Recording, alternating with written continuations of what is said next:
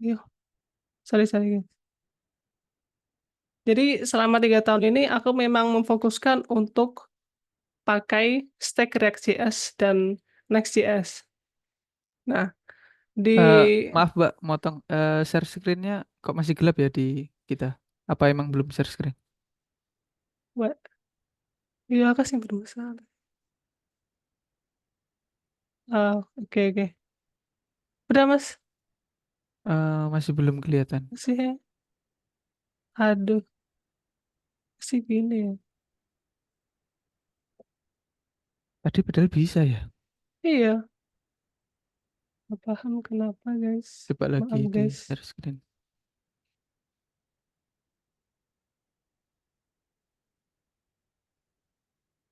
Ham, udah bisa? Masih, Belum, ya? Eh, kenapa ini? masih Oh, gelap. mungkin tak gedein deh. Kalau kursornya kelihatan sih. Nah ini ada Excel kelihatan. Ya, yang segini ya sih. Nggak tahu Oke. tadi kenapa. Nah, oke Ya udah, kelihatan. Aman-aman.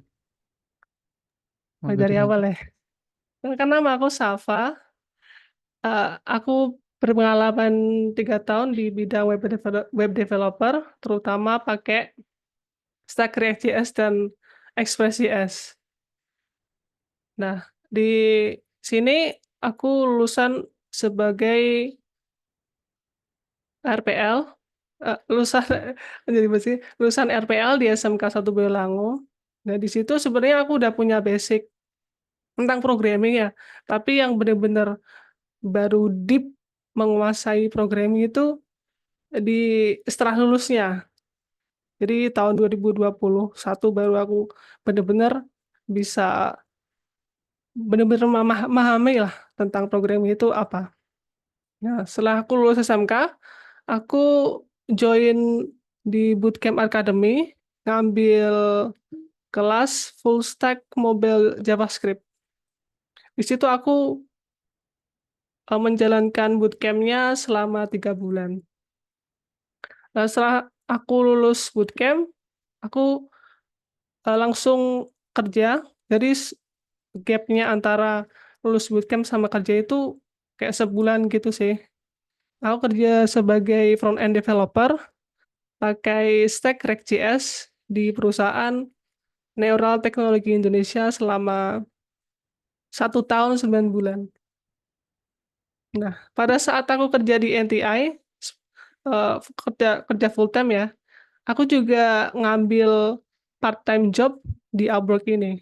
Dan aku joinnya tuh di bulan Mei 2022. Jadi 1 tahun setelah hampir 1 tahun setelah aku kerja di NTI, aku memutuskan untuk part time karena aku memang benar-benar membutuhkan pengalaman yang lebih ya, supaya nanti ke depannya, gimana sih, cara kerja tentang programming ini, nggak cuma ada di perusahaanku aja.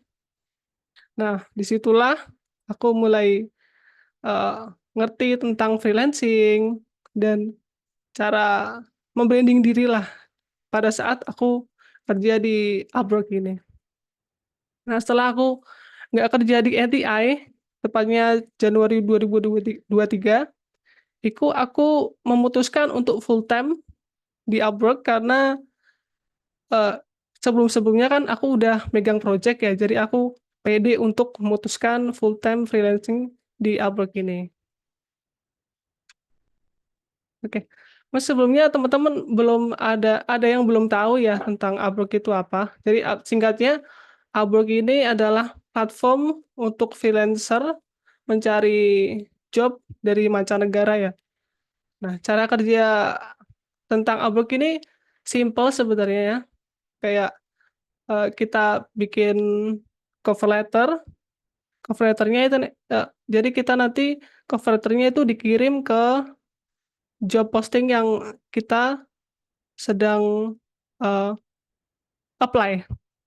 Nah, setelah, job posting-nya itu dilihat, setelah klien itu melihat cover letter kita, Itu nanti si klien ya bisa meng-hire kita ya dari situ, dan kita bisa dapatkan kontrak di Upwork dan gitulah. Ya sama kayak cara kerjanya sama kayak ya kita kerja di kantor gitulah, cuman di sini sudah disediakan seperti pembayaran, kontrak, jadi kita nggak perlu bikin surat perjanjian khusus lah kayak gitu.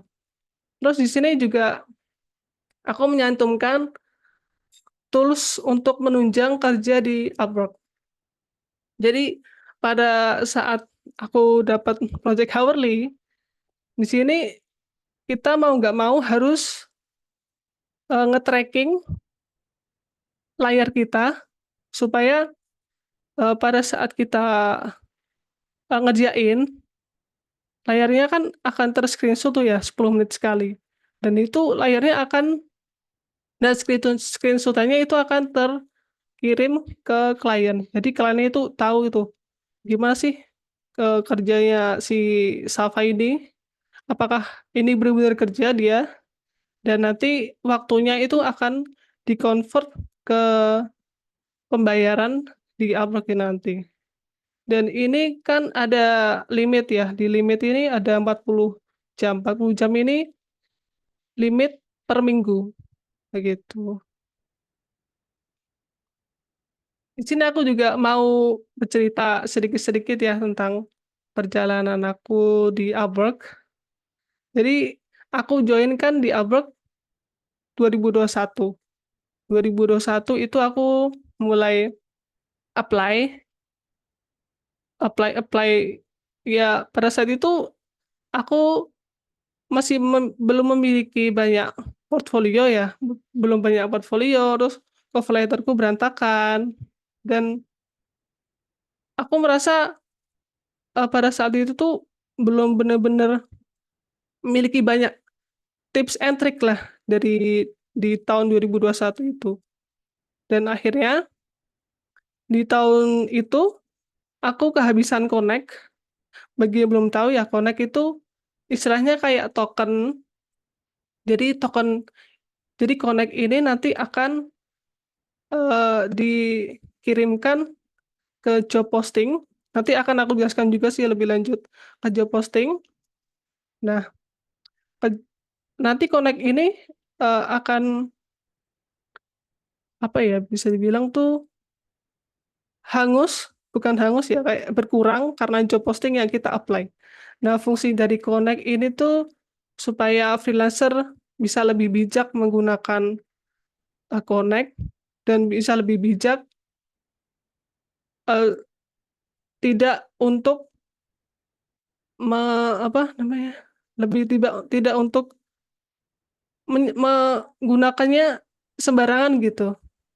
Kayak asal Jadi ngirim proposal gitu nggak ya? jadi nggak asal ngirim proposal. Nah, jadi setelah, aku ngirim proposal banyak tuh di tahun itu ya, itu aku bener-bener frustasi karena aku nggak tahu harus ngapain lagi. Akhirnya aku kehabisan Connect, oke stop, aku, nggak perlu nggak jalanin lagi nah Upwork ini karena Connect-ku udah habis. Tapi nggak berhenti di situ aja, beberapa minggu kemudian aku memutuskan untuk review lagi nih Connect-ku, kan ada, review lagi nih di profilku, itu kok ada yang nggak beres tentang, eee, entah dari profilku yang jelek atau portfolioku yang kurang.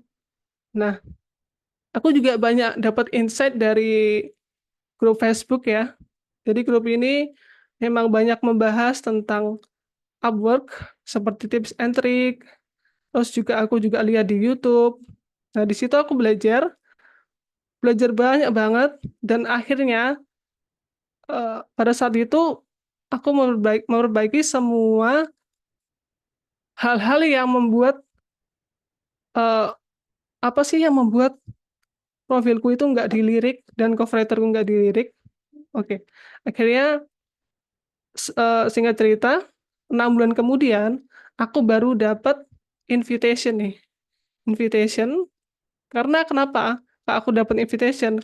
Kemungkinan besar itu aku kan sudah memperbaiki profil-profilku ya, tentang niche-ku seperti apa, terus, profilku highlight-nya seperti apa, terus portfolioku juga semakin banyak ya di tahun 2022 itu.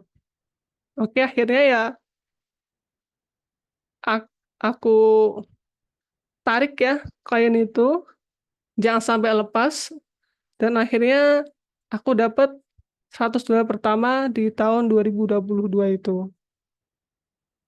Dan ini, kenapa aku milih Upwork, karena Upwork ini kan, eee, memang didesain lebih banyak untuk jangka panjang ya. Projeknya didesain emang, lebih banyak untuk project jangka panjang. Nah, teman-teman mungkin, pernah tahu tentang Fiverr gitu ya. Kenapa aku nggak pilih Fiverr, karena Fiverr itu memang lebih banyak projeknya itu untuk short term. Jadi aku nggak mau, milih Fiverr karena di Upwork itu memang lebih banyak kemungkinan besar dapat project jangka panjang. Walaupun nggak semuanya ya, cuman selama ini emang aku milih Upwork itu untuk, project jangka panjang.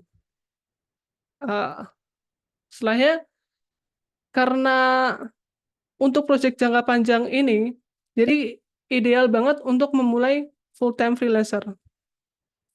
Nah, ini udah terbukti banget sama aku yang sebelumnya part time freelancer, sekarang udah jadi full time freelancer.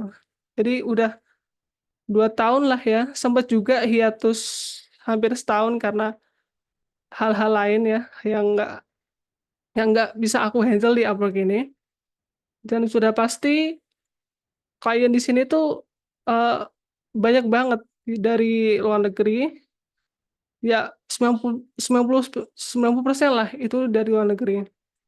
Nah, dengan begitu, kita akan mendapatkan bayaran yang setimpal dari apa yang kita dapatkan dari benefit Upwork ini, yaitu, bayarannya gede karena kita kan tinggal di Indonesia ya, jadi biayanya itu tergolong cukup rendah, itulah. Nah, kelebihannya ini hampir sama kayak, alasan aku milih Upwork itu sih. Jadi di Upwork ini ada project hourly, fixed price, tapi ada juga project yang dibayar, per milestone. Milestone itu kayak per section. Nah, kalau fixed price ini lebih ke dibayar per project, dan hourly itu dibayar per jam, dan yang per jam itu harus nge-tracking dari software tools yang aku jelaskan tadi di awal. Dan di sini juga ada program rating. Di sini ngebantu banget ya, program rating ini, pada saat aku sudah mencapai rating top rated, itu akan mendapatkan banyak invitation. Karena di situ kita kan udah punya, eee, apa, history, ya udah nyelesain project banyak ya. Jadi klien itu punya kepercayaan diri untuk meng-handle si yang punya batch top rated ini, gitu. Dan juga pembayaran di Upwork itu bener-bener aman ya. Aku juga pernah, ngalamin hal yang bener-bener menjengkelkan, yaitu aku me aku punya klien yang bener-bener menjengkelkan. Akhirnya klien itu, minta uangku balik ke dia, tapi aku, memiliki alasan yang kuat untuk kenapa sih, dia, eee, milih untuk ngambil uang gue, padahal aku kan udah kerjain project dia dengan baik gitu. Terus akhirnya aku ditengahkan, oleh tim Upwork ini untuk biar bisa dipukul rata itu. Jadi aku dapat $50 balik, nah si klienku itu juga dapat 52.000 balik. Jadi kalau misalkan teman-teman mau apa ya, istilahnya tuh meng menggait klien untuk keluar dari Upwork, menurutku itu akan sangat berisiko untuk kita tidak dibayar sih. Karena pada saat kita meminta untuk mencari bukti seperti chatting, project, kontrak, itu akan ter-tracking di Upwork. Jadi kita nggak perlu ribet, mencari alasan-alasan karena sudah ada buktinya, gitu. Dan juga, di Upwork ini biayanya juga cukup besar ya, per per per kontrak baru, itu freelancer akan dikenakan sebesar $5 dan freelancer akan dikenakan $10 lagi setelah freelancer menyelesaikan tugasnya. Jadi contohnya kayak aku dapat, 1 juta ya di project Upwork ini, jadi aku, dapat potongan, jadi potongan itu nanti akan memang diserahkan di Upwork itu sendiri. Dan itu potongan itu nggak cuma untuk di Upwork, tapi juga untuk pajak kita. Pajak kita, eee, di NPWP yang aku daftarkan di Upwork itu. Dan juga kekurangannya itu di pencairan dana yang tertunda. Jadi setiap program rating yang top rated plus ini, itu memiliki pencairan dana yang berbeda. Contohnya tuh, di Rising Talent, itu cairnya tuh 1 minggu setelah project-nya selesai atau, tracking-nya selesai. Contohnya ya kita udah, ngerjain project-nya di hari Minggu. Nah, di hari 8 hari kemudian, itu kita baru dapat gajinya. Tapi kalau top rated, itu cuma memakan waktu 5 hari. Dan kalau top rated plus, itu nggak tahu ya berapa, mungkin lebih cepat ya dari 5 hari ya. Karena semakin tinggi rating yang kita dapatkan, itu semakin cepat pencairan dana di Upwork ini. Itu teman. Ini aku lanjut ke profil ya, lebih ke optimasi profil. Jadi profil ini yang kayak gini guys, yang ada di profil kita inilah, teman-teman pasti tahu ya. Oke, aku akan bahas tentang penggunaan foto profile. Foto profile di sini. Yang pertama ya pasti, eee, pencahayanya harus bagus dulu. Teman bisa lihat di sini tuh, ini orangnya ngadep ke mana, padahal yang di foto ngadep sini ya. Ini harusnya yang bener gini guys, harus close up ya, karena kalau nggak close up, nanti hasilnya kayak gini dan terlihat jauh banget dari sini, dan kliennya nggak akan terlihat jelas lah dari, eee, website-nya. Dan juga hindari juga untuk foto wisuda, ya kayak ginilah, orang nggak jelas, terus wedding, selfie, dan foto-foto ijazah dan foto, pernikahan atau gimana gini. Ya, menurutku ini juga cukup penting ya, karena kliennya, ingin tahu, si klien ini lagi kerja sama siapa sih? Wajahnya kayak gimana sih? Supaya nggak salah paham gitu ya. Terus spesifik niche. Niche ini lebih ke title job spesialisasi kita sih. Tepatnya ini di bagian ini, teman-teman. Ah, niche mungkin terlalu teknis ya. Nah, di sini kita perlu hindari untuk penggunaan yang kata-katanya itu terlalu general, terlalu luas.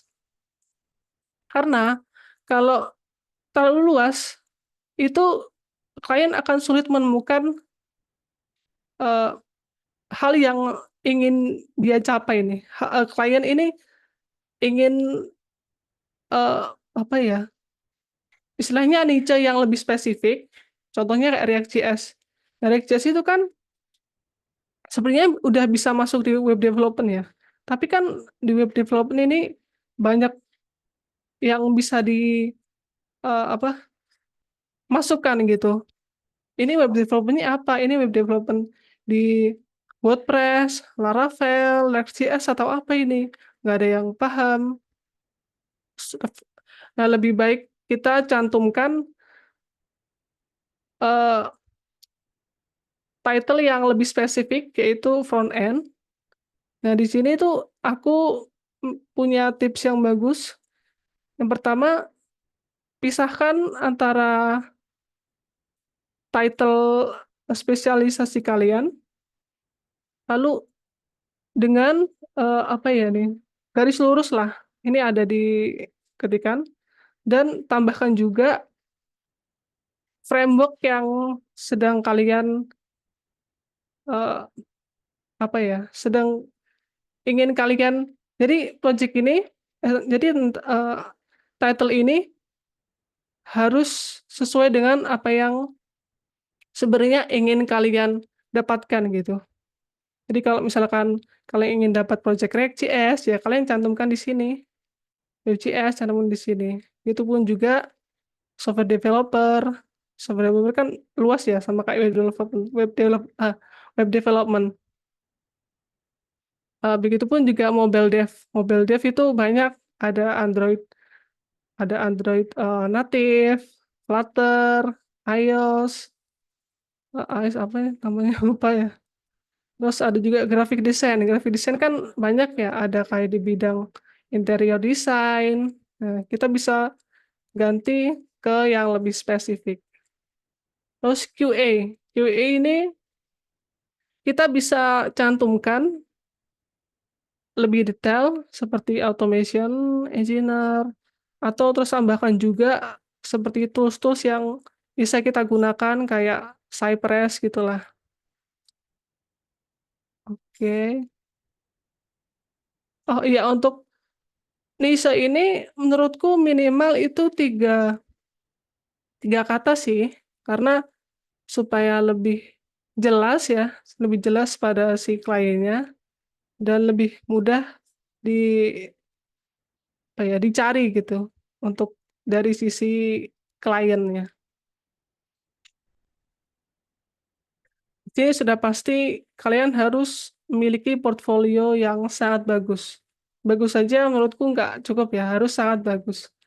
Karena, supaya klien ini tahu gimana cara kerja kamu, di terus codingan kamu. Karena kalau misalkan kamu, eee, meng-set apa sih ini, meng-set project kamu secara private, itu akan sangat mengurangi nilai optimasi profil kamu. Eee, Bakal nggak akan tertarik sih si klien ini, karena akan lebih ribet ya cari ini, harus minta izin dulu. Nah, di sini portfolio tepatnya di sini. Ah, nah di portfolio ini teman-teman bisa mencantumkan project description yang menjelaskan tentang project apa yang sedang kalian kerjakan, terus juga ada stack yang ada di dalam project ini itu apa aja gitu. Dan, minimal ya menurut aku ya, portfolio itu 2 lah, 2 yang bisa dicantumkan di profil Upwork kalian. Dan, kalian harus mencantumkan portfolio pada saat, eee, kalian tuh sebenarnya ingin dapat project yang seperti inilah. Sebenarnya aku juga punya background di React Native ya, tapi aku nggak mencantumkan di sini karena aku pengen aku dapat project dari project-project kayak gini gitu, gitu teman-teman. Juga untuk GitHub profile-nya, Kalau bisa ya untuk proyek pribadi, itu ya dipublikasikan, supaya klien tuh tahu gimana sih kode si Safa ini, dan apakah benar-benar cocok untuk style di codingan nanti, gitu. Untuk deskripsi diri, yang pertama perkenalan ya. Di sini eh, contohnya ya contoh singkatnya lah. Di sini perkenalannya nggak perlu ada nama, karena nama itu sudah tercantum di sini, di profil kalian sebenarnya. Jadi nggak perlu kayak, "Hi, I'm Safa, I'm 20 years old." Sebenarnya umur itu nggak penting lah. Sama nama-nama itu nggak begitu penting. Jadi untuk perkenalan itu harus straightforward, nggak bertele-tele, dan nanti aku akan eh, berikan contohnya di slide selanjutnya. Ini lebih singkatnya lah ya, perkenalan. Dan di sini kerjaan kalian ngapain aja sih? Di sini contohnya, aku saya seorang React.js developer, specialty untuk eh, untuk membuat website yang bisa lebih ke pixel perfect, clean code, dan lebih ke responsif ya gitulah. Jadi kayak ada kata-kata, hmm, apa namanya, menjual diri di kerjaan ini. Kita bisa lebih kayak men, apa ya? Kita tuh percaya banget bahwa kita tuh bisa mengerjakan eh, project di React.js ini dengan pixel perfect, clean code ya begitulah untuk eh, developer ya. Terus ketiga keahlian. Di sini ya contohnya ya aku mahir di apa ini? Aku mahir di React.js, Next.js, TypeScript gitu. Dan untuk toolsnya ini lebih ke alat kerja sih, alat kerja sehari-hari di spesial ini apa aja? Kayak Figma, 3D Blender, Cypress.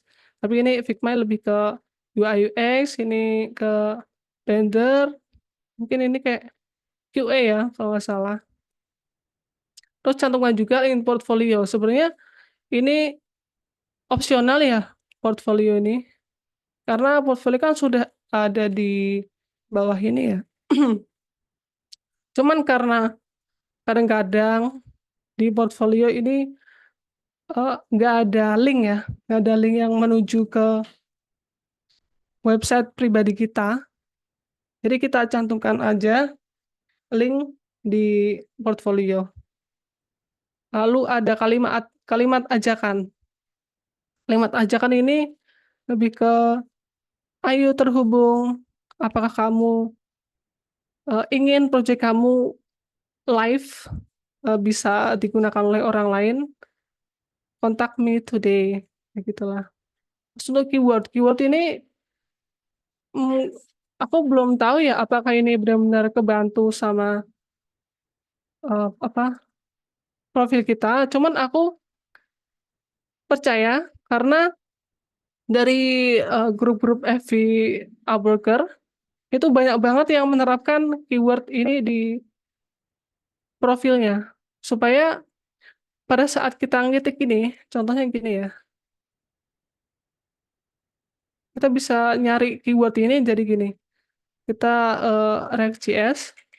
Nah, React.js ini kita bisa nyari yang sesuai dengan spesialisasi kita, React Developer. Nah, React Developer ini kita bisa cantumkan di keywordnya, ataupun front end. Front end ini yang banyak apa sih? React.js. Nah, front end developer React.js bisa kita tambahkan juga di keywordnya. Begitu. Terus ini contoh dari deskripsi diri. Ini contohnya dari aku sendiri ya. Eh, ya di sini overview diri lah bisa dibilang. Kita bisa perkenalan diri. Untuk di sini perkenalannya lebih singkat ya, lebih singkat karena aku pengen eh, pada saat klien melihat line pertamaku, baris pertama itu langsung straight forward, langsung nggak bertele-tele.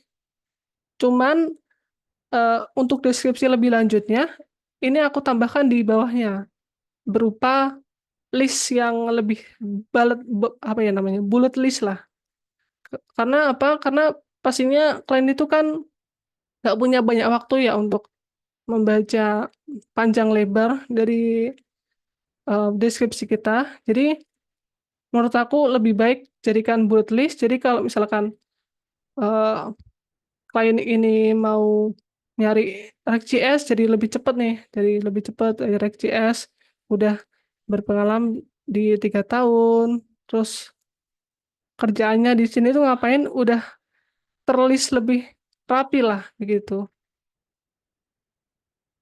Terus di sini mungkin aku agak kulik lebih dalam ya. Di sini aku cuma nyantumkan 3 years of experience, terus kerjaanku ngapain aja sih supaya eh, aku dapat project React.js ini. Terus di sini aku cantumkan juga aku udah ngerjain React.js ini selama 3 tahun nih. Aku sudah dapat project React.js ini selama 3 tahun dan sudah bikin 10 web apps lebih pakai React.js.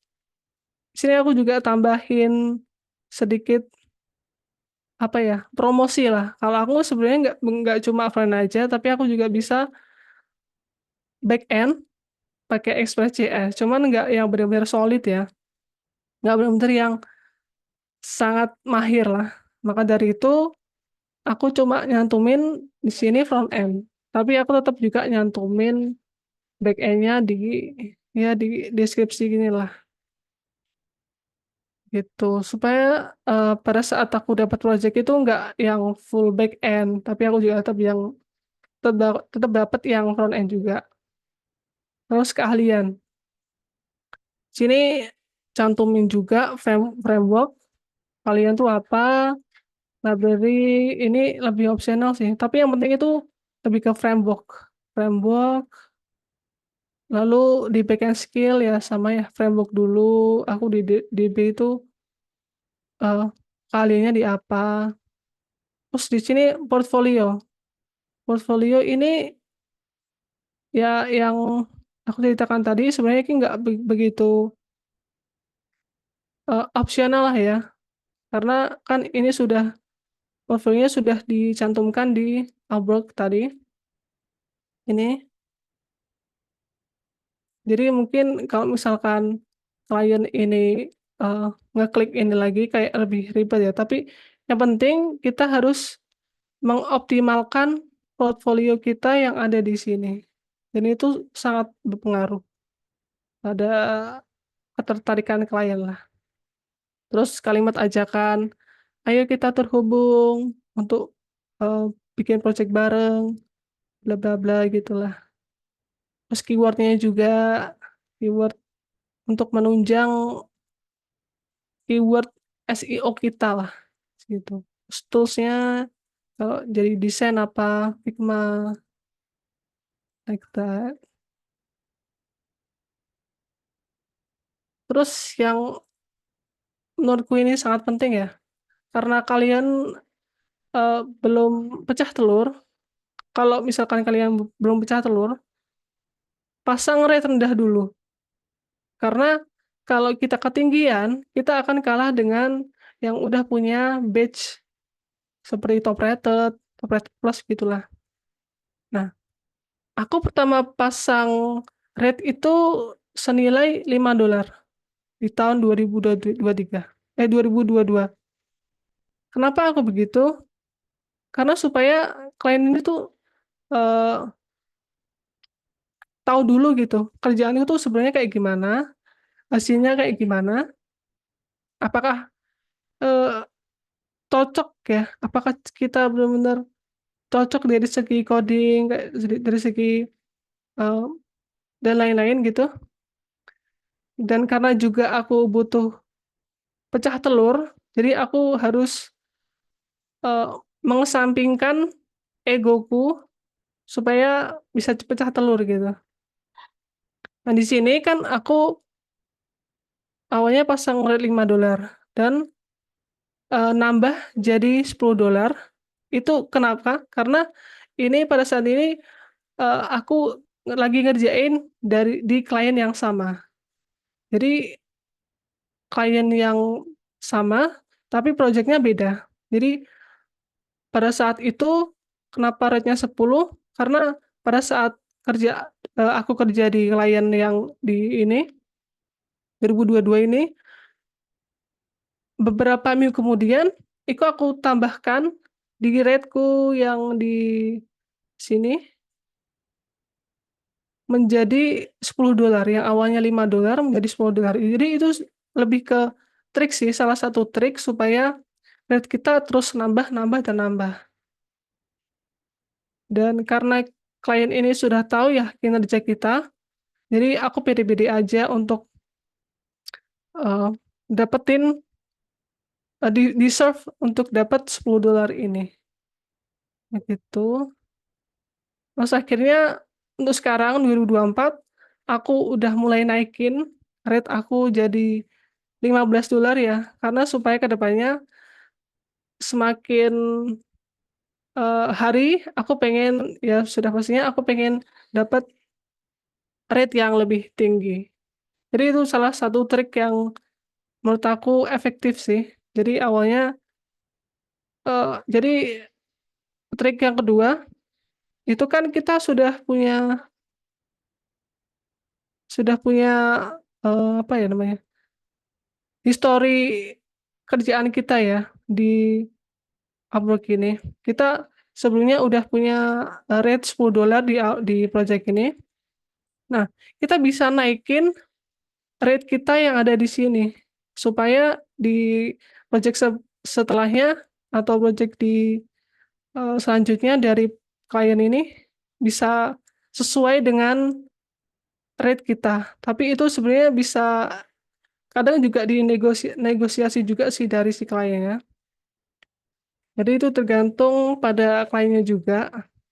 Tapi emang menurutku efektif sih untuk menambah rate setelah kita dapat rate di project terakhir kita, yaitu $10 gini. Oke. Terus review, karena, eee, pecah telur itu mestinya masih belum punya review ya. Jadi teman-teman usahakan kalau udah dapat project, udah dapat, eee, kontrak dari klien dan projeknya udah bener-bener ekspektasinya bener-bener udah bisa memenuhi si klien.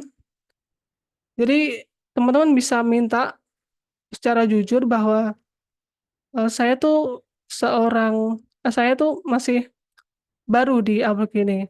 Jadi saya mohon untuk minta minta reviewnya dan ratingnya karena menurut saya feedback akan sangat berpengaruh pada, eee, apa, job suksesnya yang ada di Upwork ini. Nah, review ini akan berpengaruh pada, apa, batch batch job sukses ini, karena kalau misalkan review kita jelek, contohnya satu, itu job sukses kita juga akan turun,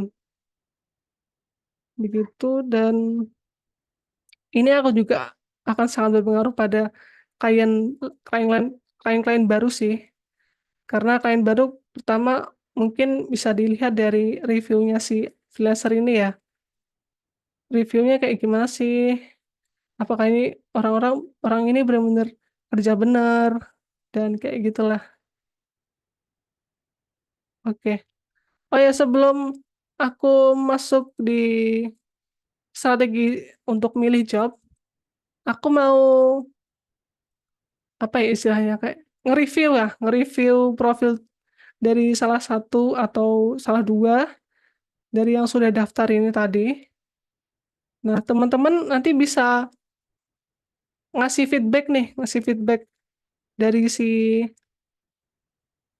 eh, ngasih feedback ke akun ini, akun yang akan aku share.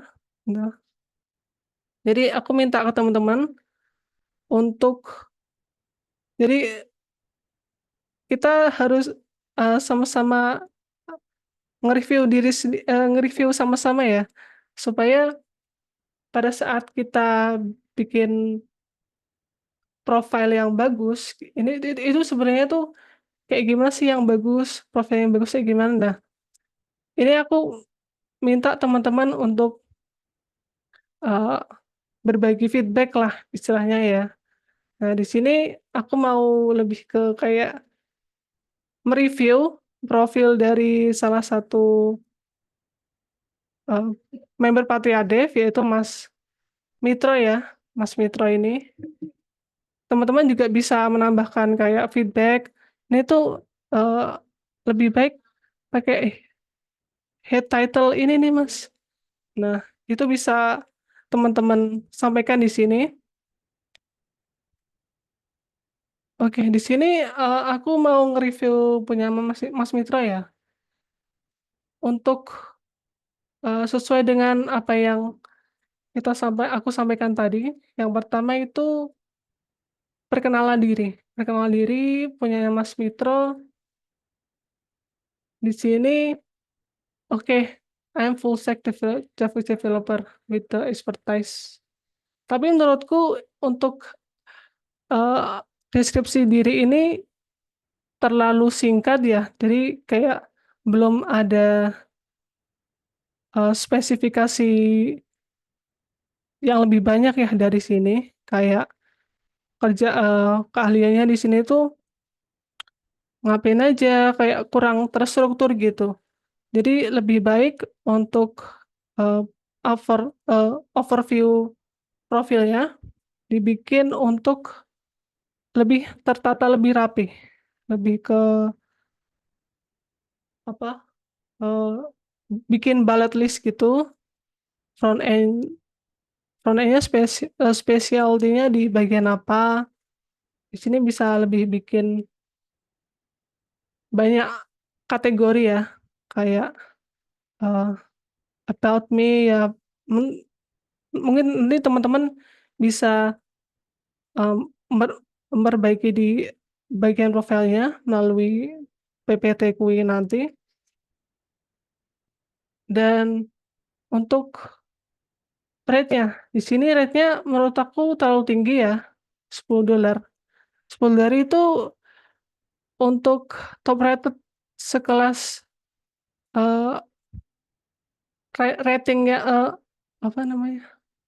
Rating yang memiliki badge top rated plus atau top rated itu mungkin kayak terlalu tinggi. Kalau menurut aku ini bisa kayak diturunkan dulu ya. Kayak strategi aku yang dulu, aku turunkan dulu senilai $5 karena kita pasti butuh pecah dulu dulu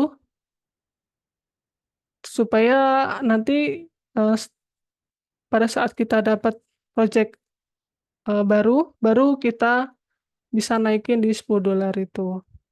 Dan di sini profilnya juga udah oke sih.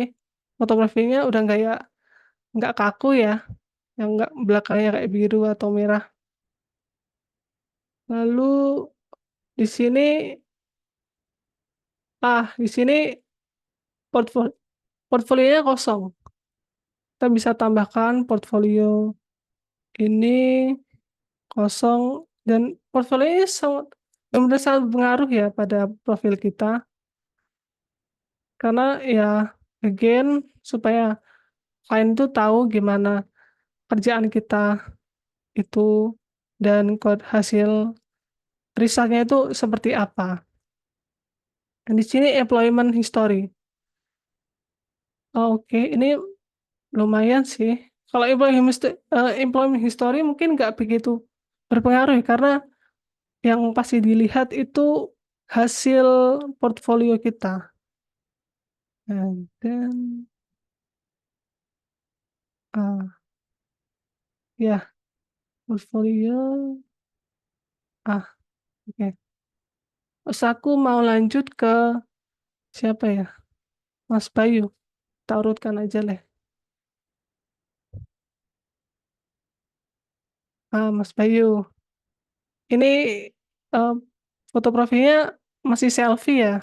Mungkin bisa diganti ke yang lebih luas ya. Mungkin lebih ke kayak minta tolong difotoin ke teman. Ya intinya hindari untuk menggunakan foto profil selfie gitu. Untuk backgroundnya putih juga masih oke sih. Terus di sini eh, headline-nya udah bagus, sudah lebih ke tertuju pada Elementor dan WordPress. Lalu aduh, ini terlalu singkat sih menurut aku, sangat singkat. Jadi bisa lebih ditambahkan lebih banyak ya, lebih jelas untuk dari segi uh, overview teksnya. Juga hourly-nya mungkin bisa diturunin jadi ya $8 atau $5 gitu. Terus profilnya ini menurut aku ini CV ya. Nah, kalau CV ini kan lebih ke bersifat pribadi. Jadi kalau bisa jangan dicantumkan karena ini juga sebenarnya bisa kita gantikan history yang ada di apa ya? Teks yang ada di CV ini bisa kita taruh di employment history begini. Jadi portfolio ini khusus untuk project yang sebenarnya ingin kita dapatkan gitu. Masa iya kita dapatkan eh, berupa CV, ya nggak mungkin lah ya. Ini bisa digunakan. Terus ya ada tambah satu lagi lah ya. Siapa ya? Mas Imam Mufid ya.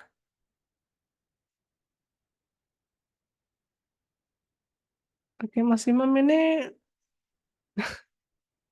profilnya ya menurutku terlalu formal sih. Untuk backgroundnya udah bagus, tapi lebih gayanya lebih ke agak luas gitu, kayak kayak kayak mungkin agak miring dikit atau lebih senyum, kelihatan senyum gitu. Dan di sini mobile developer again. Di sini mobile developernya kurang spesifik, terlalu general. Mungkin bisa ditambahkan ya mobile developer, terus eh, apa ya, kayak Flutter atau ditambahkan di teks sebelahnya. Untuk $5 ini ya oke sih, bagus sih untuk $5 karena kita pasti butuh pecah telur dulu ya, antusias. Nah, ini untuk headline pertamanya udah bagus sih. Terus development skill-nya oke, bagus. Cuman bisa ditambahkan juga kayak tools-tools yang bisa digunakan ya apa aja sih? Mungkin kayak di sini kalau bikin Flutter itu apa ya? Pakai Visual Studio Code atau apa gitu. Saya tambahkan, terus bisa tambahkan juga keyword, terus portfolio link-nya juga bisa ditambahkan juga. Terus di sini app-nya. Wah, ini deskripsinya bagus sih, keren. Cuman mungkin bisa ditambahkan kalau ini nggak bersifat, oh ini mungkin bersifat pribadi ya.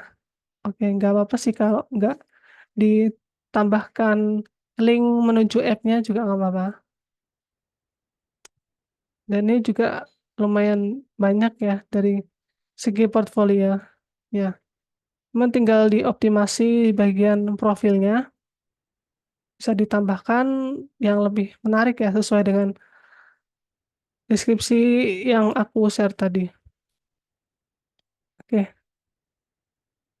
Dan tambah satu lagi ya, Yusuf. Wah, Mas Yusuf ini udah pecah dulur nih, udah keren. Dari segi profilnya juga tidak kaku ya, profilnya sangat kelihatan close up, terus earning-nya juga udah lumayan ini. Dari tahun berapa ini? 2024 ya? 2023. Wow, sip sip sip. Terus ini title-nya juga bagus, straightforward untuk, ini karena udah pecah telur ya, jadi ada rasa kepercayaan diri lah untuk menambah hourly ini bisa bisa juga. Jadi boleh aja sih, sah-sah aja untuk yang udah pecah telur begitu. Di sini, wah udah keren sih ini, udah bisa dicontoh ya teman-teman. Nanti kalau misalkan mau, eee, nambahin sesuai dengan di sini bisa. Story-nya bagus sih. Kenapa Mas Yusuf? Ada yang bisa sampaikan? Jadi kayak open mic tadi, nggak ada ya? Oke oke. Mungkin banyak profil yang belum aku review, tapi ke depannya akan aku kasih tahu nih minus-minusnya apa di sesi selanjutnya. Nanti akan aku kasih tahu juga ke depannya aku bakal ngapain. Next, kita masuk di strategi untuk milih job. Di sini yang pertama, pastikan dulu ya, job yang diposting itu tidak lebih dari 24 jam. Kenapa? Karena kalau semakin lama job itu diposting, pasti akan udah banyak yang apply dan mungkin klien udah nggak begitu memperhatikan job yang diposting karena, apa ya, istilahnya tuh lebih efektif kurang dari 24 jam. Lalu payment verified itu pasti sih, karena kalau nggak begitu nanti kita nggak bisa dapat bayaran dari si klien. Karena kalau unverified itu artinya klien masih belum bisa membayar jasa kamu. Terus proposal nih, proposal itu, lebih ke total dari proposal yang freelancer kirimkan sih. Di sini kita bisa lihat less than 5. Less than 5 itu ya kurang dari 5 ya yang masuk di proposal job ini. Dan kalau ini adalah indikator dari proposal yang, eee, harus kita hindari. Kalau misalkan lebih dari 20 itu sebenarnya masih lumayan aman ya. Nah, kita bisa hindari kalau proposalnya itu lebih dari 50. Karena itu kan pasti sudah menjibun banget ya di sisi kliennya. Jadi kita hindari banget kalau udah lebih dari 50. Nah, yang aman itu antara 5 sampai 20. Itu bisa kita, eee, apply job itu. Terus di sini, yang connect. Connect ini yang belum tahu ya, yang aku jelaskan tadi. Connect itu adalah token ya, token untuk para freelancer mengirim ke job posting. Jadi misalnya si freelancer ini punya 200 connect nih. Nah, di job posting ini, itu harus menyediakan harus, freelancer harus bersedia untuk, mmm, kehilangan 15 connect untuk job posting ini. Nah, connect ini semakin tinggi connect yang kita spend di job posting akan semakin profil kita paling atas lah. Jadi, minusnya di job posting itu gitu, kayak jor-joran connect, dan kalau connect-nya kita yang paling dikit, kita ya mungkin bisa di bawah, paling bawah ya. Jadi kita harus bisa lebih bijak menggunakan connect, apakah aku menggunakan connect ini benar-benar, bisa, apa ya, pokoknya yang connect-nya lebih dari 8, seperti 15, 20, 21, itu mungkin bisa kayak harus percaya dulu loh di project ini tuh kualifikasinya kayak stack-nya, terus, dari segi deskripsinya apakah benar-benar cocok sama kita. Nah, itu bisa kita telaah sendiri, apakah kita benar-benar, rela kehilangan 15 connect untuk job posting ini, gitu. Di sini connect-ku, jadi profilku itu ada 20 connect. Jadi aku punya, eee, kemungkinan besar untuk mengirim proposal di 15 connect ini. Ya bisalah, karena kan selisihnya jauh ya. Terus rate ini, diberikan dari si freelancer ke klien. Ini kan, contoh dari job posting yang klien posting ya.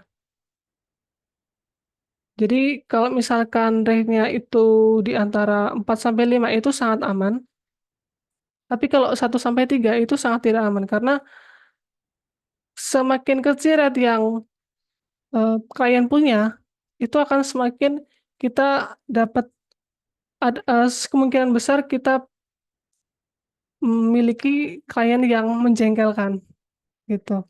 Jadi kita harus cari tahu dulu apakah background si klien ini, apakah historis si klien ini tuh bagus atau enggak. Terus bisa dilihat juga dari high rate. High rate itu, kalkulasi antara job yang diposting sama yang di-hire. Contohnya kayak dia punya 36, 30 job, 50 job ya. Nah, 50 job itu diposting. Nah, kalau diposting itu kalau, 50% high rate-nya, itu berarti cuma 15 job yang di, apa ya namanya, di, 15 job yang apa ya, bisa bilang, hire-nya tuh hanya di 15 job itu. Di 15 job lainnya, itu nggak di apa, nggak disentuh. Karena mungkin di 15 job itu kayak klien mungkin bisa ingin ingin tahu apakah, eee, job ini tuh rame, kayak mungkin lebih ke testing itulah. Jadi dengan kita melihat hire-nya lebih tinggi, lebih dari 50%, semakin kecil kita me memiliki, klien yang suka ghosting, begitu. Terus juga, kalau semakin besar high rate-nya, itu connect yang kita spend di job itu nggak akan yang bener-bener rugi ya, karena kita sudah, eee, memiliki kemungkinan besar untuk bisa di-hire. Terus Tospen ini menunjukkan keseriusan antara, eee, klien ini dengan job yang diposting. Nah, jadi, bukan job diposting ya, kayak ke antara klien sama si freelancer.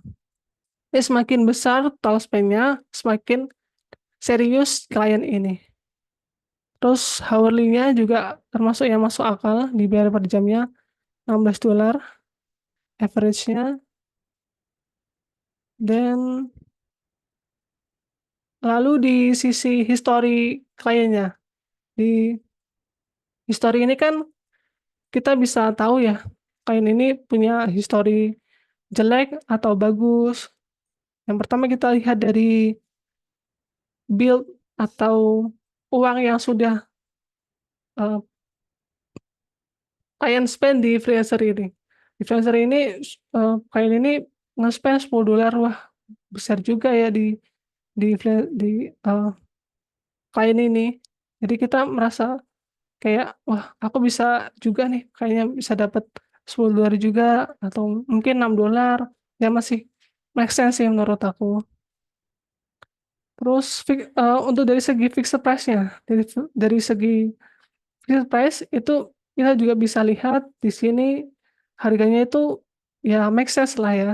Karena ya sesuai dengan dari segi eh, apa job deskripsinya mungkin ya, job title-nya maksud saya, dan gitulah. Oh ya, aku mau kasih lihat dulu tentang job deskripsinya ini. Mungkin teman-teman belum ada yang belum tahu tentang job deskripsi ini ada di mana, terus reviewnya ada mana. Reviewnya itu ada di sebelah kanan ini, saya bisa lihat. Ini kita bisa lihat juga untuk history-nya juga di bawahnya ini. And then dari invitation send. Nah, kita eh, mungkin agak sedikit menghindari ya dari invitation send. Jadi invitation send ini letaknya ada di sini.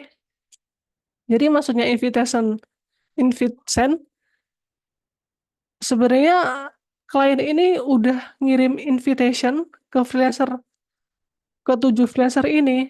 Jadi klien ini mungkin lebih ke memfokuskan 7 freelancer ini supaya job ini kemungkinan besar untuk si 7 orang ini. Jadi kayak kemungkinan kecil juga eh, freelancer untuk eh, melamar job ini tanpa dari invitation begitu. Kayak Ansford. Nah, lalu dari segi proposal ya, ini lebih ke cover letter yang dikirimkan di job posting. Proposal ini bisa dibilang inilah, kita mau apply job ini. Apply job. Nah, ini kan bisa dibilang proposal ya, surat lamaran lah gitu lah. Nah, kita bisa ketik di cover letternya di sini. Nah, itu aku kasih lihat tentang POV sisi kliennya. Di sini freelancer kirim proposal ya, kirim proposalnya di deskripsi ini, di cover letter ini. Nah, yang pertama kelihatan itu 2 baris pertama. Dan 2 baris pertama ini sangat berpengaruh pada kemungkinan besar eh, kalian dilirik. Jadi eh, saya tekankan bahwa jangan sampai 2 baris pertama kalian yang ketik di sini itu terlalu bertele-tele dan sangat harus apa yang digunakan secara cerdas begitu. Karena ya 2 baris pertama ini menjadi salah satu apa ya possibility kemungkinan untuk bisa ditindaklanjuti dari sisi klien. Like that. Nah, di sini aku kasih lihat tentang cover letter dari job posting. Nah, dari job posting ini kita bisa lihat klien sedang mengalami masalah di WordPress. Ya. Nah, di sini bisa dilihat dia ingin apa ya? Ingin solving isunya di front end dalam waktu kurang dari sejam. Nah, kita bisa langsung tahu ya, ini masalahnya si klien ini karena isu dari WordPress-nya. Nah, that's why cover letter-nya kita harus bisa seperti memberikan solusi untuk, dari klien ini, dari, job posting ini. Jadi di cover letter ini kita bisa kasih, nama dulu ya, karena kalau nama itu mungkin bisa lebih, apa ya, klien ini jadi lebih dihargailah atas namanya. "Hai, John." Nah, cover letter ini yang pertama kali dilihat itu pasti dua dua baris ya. Jangan sia-siakan 2 baris yang ada di sini, mungkin 2 baris itu lebih ke segini ya. Nah, 2 baris ini jangan sia-siakan di situ, gunakan se-straightforward mungkin, to the point mungkin. Nah, untuk case yang solutif ini, cover letter-nya kalau bisa memberikan solusi dari, job posting yang klien posting, ya job posting lah. Contohnya di sini kan ada isu front end di WordPress ya. Nah, kita bisa kasih tahu. Nah, aku bisa memberikan Anda bantuan di front end saya pernah karena saya pernah mengalami hal yang sama. Jadi itu kayak merasa si klien itu, wah, si freelancer ini ternyata pernah punya masalah yang sama dan mungkin dia bisa lebih cepat untuk menyelesaikannya, begitu. Jadi untuk baris pertama itu lebih ke memberikan solusi dulu kepada si kliennya dan kita bisa tambahkan, eee, portfolio kita di sini. Sebenarnya ini juga boleh enggak, boleh iya, tapi kalau, eee, ingin kita tambahkan link-nya di sini, itu harus sesuai dengan dari case yang, eee, klien alami. Contohnya kalau di WordPress kita bisa tambahkan, apa namanya, link portfolio WordPress kita, gitu. Dan kita juga bisa ngasih kayak ajakan kalau pengen punya pertanyaan lebih lanjut, kita bisa, eee, schedule meeting, bisa arrange meeting. Nah, yang pertama ini poin-poin penting ya, kita bisa menawarkan solusi, solusi yang di baris pertama ini nanti tadi, terus punya pengalaman di bidangnya, karena ini pernah ngalamin hal yang sama ya, kita bisa cantumkan di sini. Terus portfolio, cantumkan di sini dan ajakan, kalimat ajakan. Nah, ini adalah contoh-contoh cover letter yang solutif, ini lebih ke yang job posting-nya itu memiliki masalah ya, job posting-nya itu mengalami masalah. Nah, aku dapat sumber ini dari Facebook dan cover letter-nya ini lebih ke memberikan solusi, ya mungkin teman bisa lihat sendiri ya, dan aku juga akan share ini ke grup sebagai referensi. Terus yang kedua, ini bukan yang, klien mengalami masalah ya, tapi klien ini, lagi butuh developer untuk develop project baru atau project yang lama tapi ingin dikerjakan lagi. Nah, ini offer letter-nya juga beda. Jadi setiap case itu usahakan memiliki cover letter yang berbeda, karena kalau template itu kecil kemungkinan akan, eee, hangus, karena kita akan terbuang sia-sia karena apa ya, nggak diliriklah dari klien itu. Kita bisa lihat di sini klien butuh Vue.js. Vue.js developer. Nah, kita bisa kasih cover letter juga nama, hai John.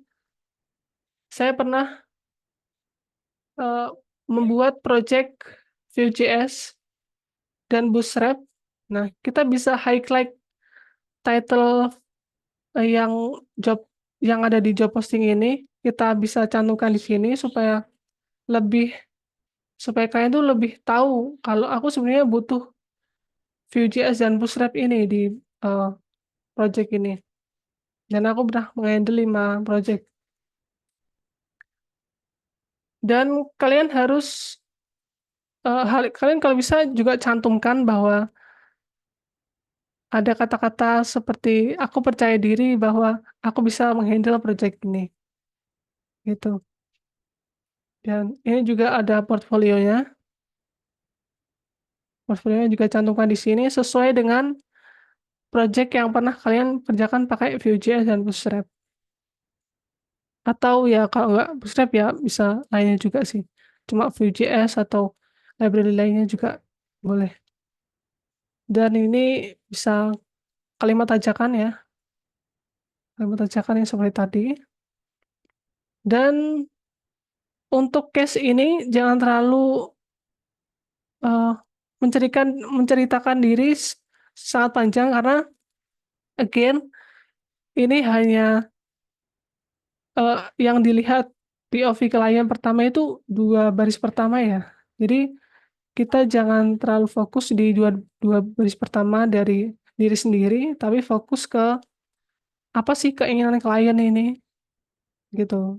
Kalau misalkan kita mau menceritakan diri, bisa agak ditambahin ke bawah sih, tapi jangan terlalu panjang yang kayak terlalu eh, aku memiliki project bla bla tapi nggak sesuai dengan yang eh, tapi skillnya nggak sesuai dengan apa yang eh, job inginkan, yang klien inginkan gitu di postingan ini. Oke, mungkin itu aja ya untuk cover letter dari segi proposal dan eh, apa tadi job postingnya tadi. Dan di sini aku mau ngasih tugas ke teman-teman. Jadi di sesi selanjutnya di 2 minggu lagi, aku pengen teman-teman nanti memperbaiki profil dan profilnya nanti akan aku review satu-satu di sesi itu dan kita bisa cek letak kesalahannya itu ada di mana. Dan juga aku juga bisa ngasih feedback pada saat itu juga gitu.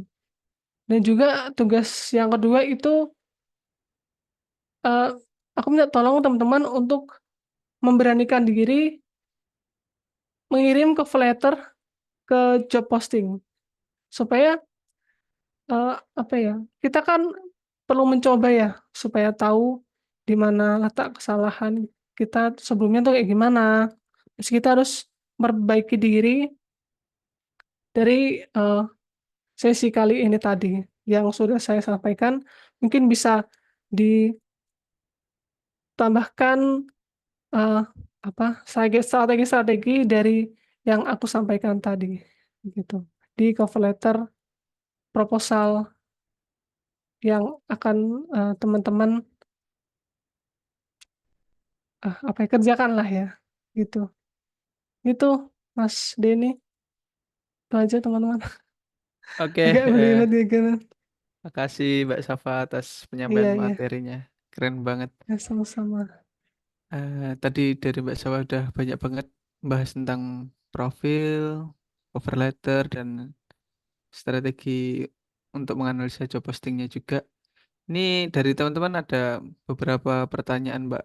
Mhm, oke. eh dari Mas Eko untuk yang pertama ini tadi sempat bahas pajak dan NPWP ini Abok Hmm. tuh langsung motong pajak untuk kita kah? Bagaimana, Mbak? Langsung ditanggapi aja ya. Oh, untuk NPB. Untuk Hmm. NPWP ini kalau misalkan kita sudah terdaftar ya, udah terdaftar di NPWP, bukan motong dari uang kita, tapi pajaknya itu apa ya namanya? Mungkin tadi bukan motong ya, lebih ke pajaknya akan ter-report ke NPWP kita, begitu. Jadi pada saat kita eh, memiliki report di NPWP, kita sudah punya apa report dari Upwork. Gimana ya jasanya ya? Kayak pajak kita tuh eh, bisa tercatat dari Upwork itu. Jadi ini lebih lebih ke kayak eh, apa ya ngasih tahu si MPWP ini sih gaji kita itu sebenarnya dari mana. Terus Hmm. apakah kita perlu benar-benar bayar pajak dari penghasilan apa pajak penghasilan. Karena kalau misalkan gaji kita penghasilan kita melebihi 50 juta ya per tahun. Nah, itu biasanya si pajak ini akan menanyakan apa ya? Menanyakan ke kita kalau kamu tuh ada apa nih? Ada report bahwa di bank kamu itu eh, pernah menerima uang lebih dari sekian dan kamu harus lapor pajak begitu. Itu lebih ke laporan aja sih gitu. Mungkin tadi bukan motong ya, itu lebih ke laporan aja ke si pihak NPWP-nya begitu. Jadi kurang Oke. jelas mungkin. Gimana Mas Eko? Ada yang mau ditanyakan lagi terkait NPWP? Udah jelas Mas Den. Makasih Mbak Safa. Oke, Oke. sama Kalau sama mau nambahin sih, setahuku dulu ya. itu terkait apa input NPWP ini karena ini Mhm, aplikasi dari US. Kalau semuanya mhm, nggak di report itu kalau nggak salah itu bisa kena potong pajaknya US. Kayak itu sih. mhm, mhm. Ya. Oke, oke. Untuk pertanyaan kedua dari Mas Subhan, definisi of dan tiap project itu seperti apa, Mbak? Semisal dapat tawaran mengerjakan web company profile, terus dari klien minta beres dari freelancer kah? Deploy, domain, dan lain-lain diserahkan ke freelancer, atau kita di-hire sebagai pegawai mereka. Bagaimana, Pak? Oh, ini tergantung pada kliennya ya. Hmm. Jadi selama ini aku dapat project itu aku nggak menghandle di sisi servernya karena sesuai dengan niche aku yaitu front end. Jadi aku nggak perlu ngedeploy secara lebih dalam lah. Aku cuma ngasih codingannya ke klien di GitHub dan kalaupun klien minta deploy, sebenarnya bisa-bisa aja ya dari sisi akunya. Cuman karena aku nggak dimintain tolong untuk deploy, set domain, jadi aku nggak perlu gitu. Karena biasanya ada tim khusus untuk menghandle itu supaya job aku di front end ini tidak terganggu ya, tidak terganggu dari sisi front end-nya. Jadi biar lebih lancar gitu sih. Hmm. Itu berarti tergantung kesepakatan antara kita sama klien ya, Pak? Iya, Jadi semua kembali ke kliennya. Jadi bisa mhm. ketika kita dapat offer itu nanyakan scope kita ngerjain apa Iya, aja, apakah cuma bagian development aja atau ada iya, deployment kayak gitu ya, Mbak? iya. That's why di overview kita harus em, menyantumkan detailnya lah, detailnya gitu. Spesialisasi spesialisasi kita tuh sebenarnya apa? Jangan sampai nanti di tengah jalan kalian dapat job yang sebenarnya bukan spesialisasi kalian, begitu. Semuanya front end disuruh nge-QA otomasi, otomatis. Lumayan tuh. Iya, pakai Cypress itu pernah Iya. sih. Hmm, Mhm. oke, oke. Untuk pertanyaan selanjutnya ini dari Mas Eko lagi nanya kalau BE itu portofolio yang cocok apa ya? ngeliatin talent-talent di Upwork, belum nemu yang kasih portofolio. Itu Ini nemu sebiji ini doang ding. lebih ke gimana ini? Mungkin bisa Coba lihat. nunjukin itu sih, Mbak. Apa? Nge-find talent itu loh untuk yang BE. Aku juga Bisa ini. pernah, aku juga pernah tahu. Hmm. Jadi portfolionya itu bisa kita kasih tahu website yang sedang apa? Yang website yang Pernah sedang kita dikerjakan. kerjakan, Oh, sedang website yang sedang kita kerjakan. Di situ Hmm. kita bisa kasih tahu stack-stacknya, terus mungkin dari segi kayak apa ya? Lebih dari segi stacknya pasti karena itu Hmm. yang utama. Dan apa ya, kalau back end aku juga agak bingung sih kalau dari portfolio back end. Tambahkan juga mungkin di Postman ya, di Postman itu kan ada dokumentasinya kalau nggak salah ya. Nah, tapi Iya. dokumentasinya itu kan kadang bisa bersifat private dan publik. Nah, kita bisa cantumkan aja eh, Postman apa dokumentasi yang project ini dari kita sendiri. Projectnya yang dibuat sendiri untuk portfolio sendiri, dan kalian nanti bisa lihat coding di backend-nya itu lewat GitHub yang dipublish oleh si backend itu. Nah, itu sih. Oh, tetap ini ya. Kita nge-share GitHub yang di public itu penting Iya, banget ya, Mbak. iya. Oke, oke. Dari Mas Eko, ada yang mau ditanyakan lagi? Oh iya, tadi Mas Yuban udah clear ya, Mas? Sorry, nggak nanya lagi tadi. Oke, udah aman Mas Den. Oke. Oke, pertanyaan terakhir dari Mbak Safira. Tadi Hmm. dijelaskan kalau apply job better yang kliennya payment verified. Misal paymentnya masih Hmm. unverified, efeknya bagaimana ya? Oh, efeknya eh, sebenarnya efeknya pada saat kita diterima ya, pada diterima itu mungkin kemungkinan juga kita ditipu di tengah jalan atau Hmm. bayarnya telat. Tapi aku pernah juga dapat satu klien yang uh, paymentnya unverified, tapi dia pernah nge-hire orang. Oh, bisa Jadi, gitu ya? uh, jadi kayak udah nge-hire dulu sebelum Hmm.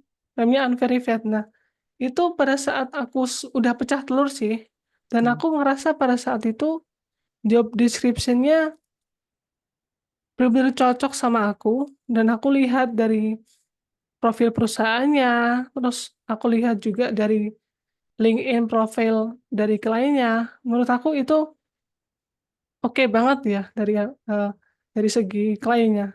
Jadi pada saat itu entah kenapa aku kayak ngerasa percaya diri aja untuk apply job di situ. Dan di situ kan eh, pada saat itu proposalnya nggak lebih dari 20 ya, karena Hmm. paymentnya unverified ya. Jadi orang-orang kayak merasa, ini orang paymentnya unverified, kayak nggak di kayak nggak apa ya, nggak terpercaya gitu. Tapi pada saat itu aku percaya aja sih. Tapi mungkin kedepannya teman-teman bisa lebih hati-hati, karena sebenarnya nggak cuma di payment unverified aja yang perlu diperhatikan tadi. Ya kayak banyak tadi ya, kayak ulasan, terus history dari si klien, dan masih banyak lagi lah yang perlu bisa dipelajari di Upwork itu. Oke. Gimana Mbak Hmm. Safira? Apa ada yang mau ditanyakan lagi? Mbak Safa mau nanya, berarti kalau Ya, payment unverify itu sebenarnya bukan 100% nggak aman ya, tapi bisa ya. dibuka dulu gitu ya? Mm-mm.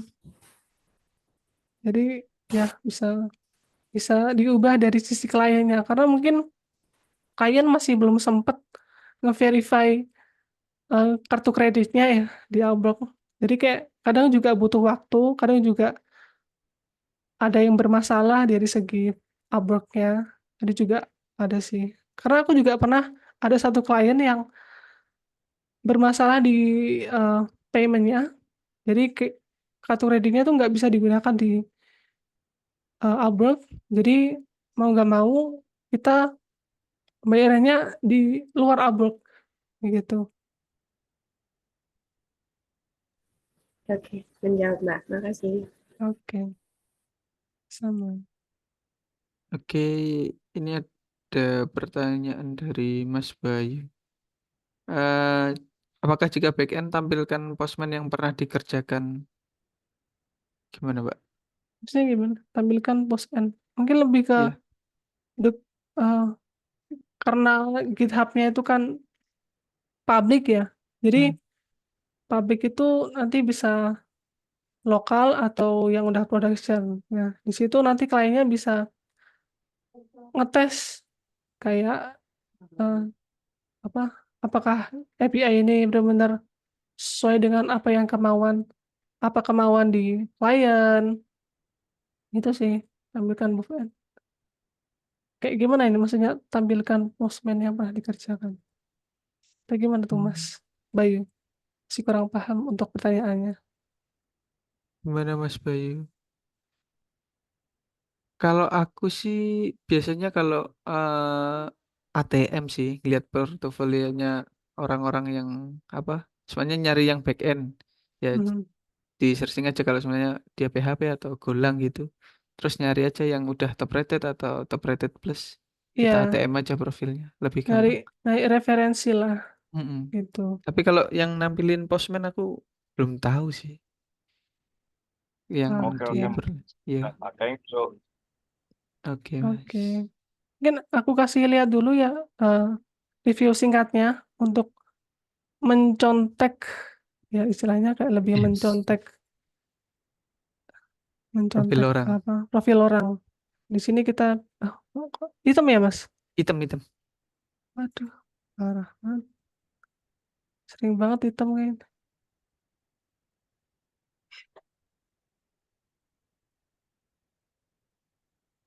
Inilah, kita bisa lihat di ini kita ganti ke talent, searching kita ingin apa nih di niche kita.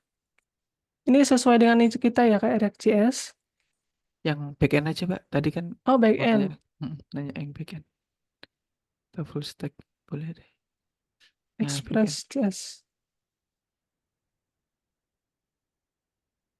Nah, di sini kita bisa eh, filter melalui top rated atau top rated plus supaya kita tahu referensi orang-orang yang punya page tinggi tuh kayak gimana. Contohnya di sini. $2. Nah, di sini back end-nya ya, back end-nya review.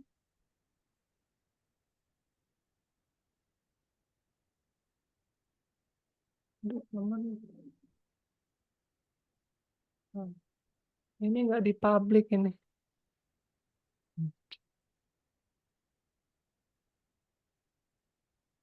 Yang penting kita nampilin gitu ya. Iya, jadi di API itu bisa digunakan atau enggak lebih gitu sih. Emang agak sulit sih di back end tuh Hmm. nampilin portfolionya kayak gimana. Ujung-ujungnya nampilinnya juga kayak front end. Webnya lagi Iya online. sih, iya betul juga sih. Bisa juga ini. Kalau terkait bahasa itu gimana, Mbak? Nyari kerja di Upwork itu. Bahasa Inggris itu penting banget atau yang basic itu cukup? Semua pasti tahu ya kalau Biasanya strugglingnya orang-orang kan gitu iya, kan. sayangnya kan di English. Kliennya juga bakal paham gitu. Hmm. Kita kan orang non-English ya, bukan orang native ya, native speaker. Jadi kliennya pasti tahu kelemahan eh, non-native itu kayak gimana. Dan menurut aku nggak akan ada masalah selagi kita bisa menjawab dengan baik, komunikasinya sangat baik, dan ya gitu kan kita udah punya ada teknologi translate ya. Jadi kita harus bisa manfaatin translate itu. Ya gitu Udah deh. udah banyak tools yang membantu ya. Iya. Jadi Oke. jangan minder dulu, teman-teman. Oke, teman-teman masih ada yang mau ditanyakan lagi? Baik, kalau semuanya sudah cukup. Mas Den eh, ada Mas Den. oh ada Mas Rio. Monggo Mas Rio. Itu di chat sih. Tapi ya udahlah langsung aja. Mas Eko. Tanpa Mas portfolio. Eko duluan aja, monggo Mas. Oh Mas Eko. Ayo, Oh ada monggo. Mas Rio. Langsung tanya aja langsung ke pematerinya Mas.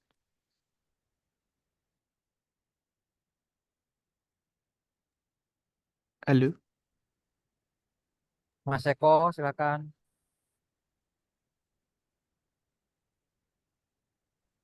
Halo, halo. Pasti angkat Halo. tangan kenapa? Halo. Halo Mas. Mas Eko. Mas ya. Di bahasa apa? Mau nanya. Kalau pas meeting itu gimana, Mbak? Kalau Oh, komunikasi lewat teks gitu kan kita gampang lah ya, banyak teknologi hmm. translate. Nah, kalau yang komunikasi kayak Meet gini gimana? Yang pasti ya kita ngomong apa adanya dulu, kayak inti-intinya atau garis besarnya kayak poin-poin penting yang bisa kita ucapkan kayak gimana. Itu menurutku klien akan sangat paham kalau kita tuh benar-benar belum bisa bahasa Inggris. Yang penting komunikasi di teksnya itu juga bagus lah ya dari segi eh, mungkin kata-katanya lebih jelas kalau di teks. Jadi ada kemungkinan eh, jadi kalau misalkan teksnya bagus, nah kalau dari segi komunikasinya jelek, itu masih ada kemungkinan sisi bagusnya lah karena dari teks itu bagus gitu. Nah, kalau ngomong itu ya teman-teman harus bisa berlatih learning by doing ya, karena semua itu pasti berawal dari nol untuk dari English-nya. Aku pun juga gitu sering kayak terbata-bata dari eh, bahasa Inggrisnya. Mhm.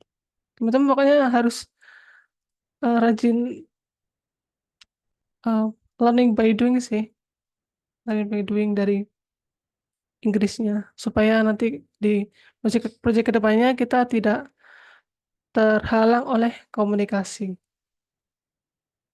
Heeh.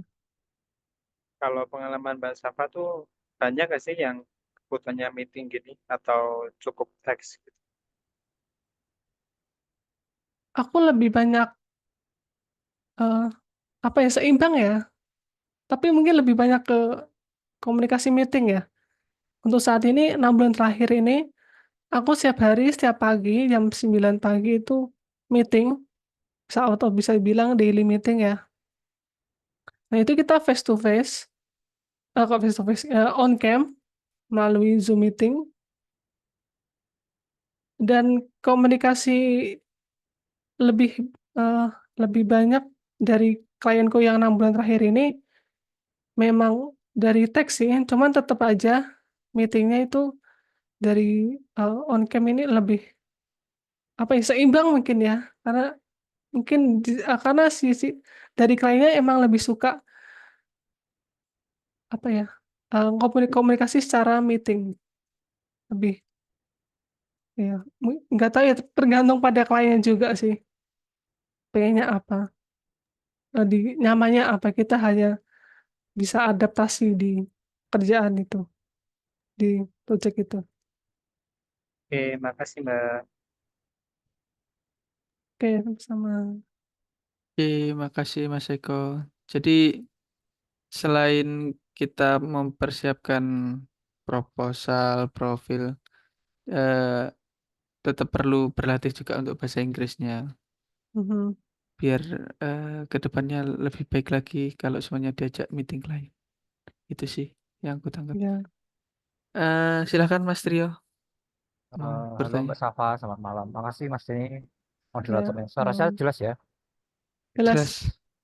Aku mau tanya Mas, biasanya Mbak, biasanya kan ada nih kalau orang-orang yang mau memulai Upwork itu mengalami skill issue gitu. Misalnya skill issue dalam artian tuh ini skillku udah mampu dijual apa belum sih di Upwork kayak gitu. Hmm. Nah itu tuh gimana sih atasi pemikiran-pemikiran kayak gitu tuh.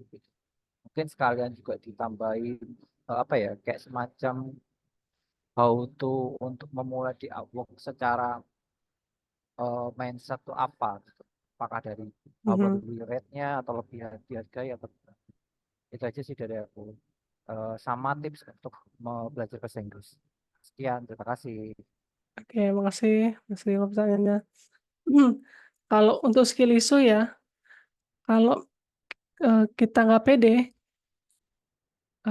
atau gini deh, kalau kamu daftar Upwork, pastinya kamu eh, sudah pede dari keterampilan kamu.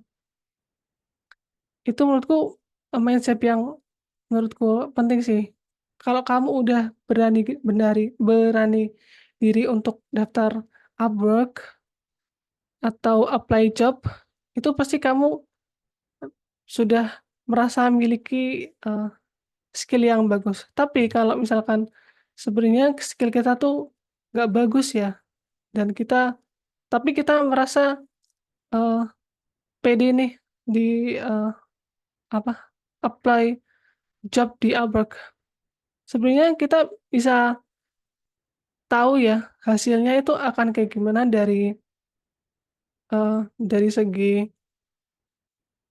hasil akhir, dari segi cover letter-nya. Maksudnya apakah kita akan sering dapat feedback dari si klien, apakah kita maksudnya bukan feedback ya, tapi lebih ke apakah kita sering dipanggil untuk invite di job-nya beliau, terus eee, apa namanya, nah di situ kita kan, kayak mulai introspeksi diri bahwa, ini kenapa sih aku nggak dapet dapat project. Nah, kita bisa minta tolong ke teman, "Ini kenapa ya feedback-ku di klien ini kok jelek?" Atau, "Aku kenapa kok nggak dapat project-project dari, klien ini?" Itu mungkin temennya kalau mau jujur ya, itu harus jujur kalau project kamu itu masih belum, apa ya, siap untuk dipasarkan di project Upwork ini. Nah, sebenarnya kita harus sadar diri ya, kita, cari tahu pasar di Upwork itu, gimana sih, kayak desain-desainnya, apakah memenuhi standar dari project-project website yang sudah ada, terus codingannya juga apakah benar-benar sudah memenuhi standar, kayak clean code, gitulah. Kita lebih ke, eee, introspeksi diri dululah, gitu. Apakah kita cocok gitu. Terus tadi apalagi Mas? Lebih ke anu ya, bahasa Inggris ya? Bahasa Inggris, ya. Tipsnya belajar bahasa Inggris. Tips, ya kalau nggak belajar dari, apa ya, dari kemauan pribadi ya, kayak nggak dari kemauan pribadi, kayak kita cuma, eee, yang, siapa tahu nanti bisa ngomong bisa apa, bisa sendiri gitu. Nah, aku pun sebenarnya juga belajar pada saat aku membaca dokumentasi website, kayak front end. Di situ kan kebanyakan full pakai bahasa Inggris ya. Di situ aku juga menambahkan kosakata dari situ, tapi aku juga belajar untuk ngobrol dengan diri sendiri pakai bahasa Inggris, atau enggak kita bisa nge-record dari HP, kalau kita tuh, eee, nge-record dengan cara kita ngomong bahasa Inggris gitulah. Mungkin lebih ke harus memberanikan untuk bisa belajar, apa ya, lebih ke miliki niatlah untuk belajar dari, diri sendiri dulu, gitu. Oh, berarti kita perlu latihan speaking kayak gitu, Mbak ya. Bisa Ya, sendirian, bisa heeh. kalau ada partner lebih baik sih. Ya Kayak jadi itu kayak sih. ada saut-sautan gitu lah. Iya. Sambil Heeh. latihan listening ya. Ya, karena kalau read aja menurut aku nggak begitu membantu kalau nggak diiringi dengan speaking, Hmm. gitu sih. Biasanya sih kalau nggak pernah nyoba speaking itu pasti grogi. Terus bingung mau ngomong apa, ya nggak sih? Iyalah Gimana Mas Trio? sih. Masih ya ada yang mau ditanyakan? Eh, Sebenarnya yang terakhir tadi kan ada satu pertanyaan yang belum terjawab. Hmm, Kenapa harus Upwork gitu? Maksudku kenapa orang-orang harus freelancernya di Upwork gitu? Apa rate-nya paling tinggi atau lebih dihargai atau hmm. gimana? Itu sih. Buat Karena anak-anak oke, tapi ada kontrak. aku udah jelaskan sedikit ya tadi di slideshow kan. Itu sebenarnya preferensi orang tuh beda-beda ya. Kalau aku pribadi, karena pada saat itu demand Upwork itu lagi tinggi-tingginya, dan aku melihat rate dan gaji di Upwork itu tinggi karena kebanyakan dari Eropa ya atau di luar Indonesia gitu. Dan aku melihat eh, ke apa proyeknya itu kebanyakan long term.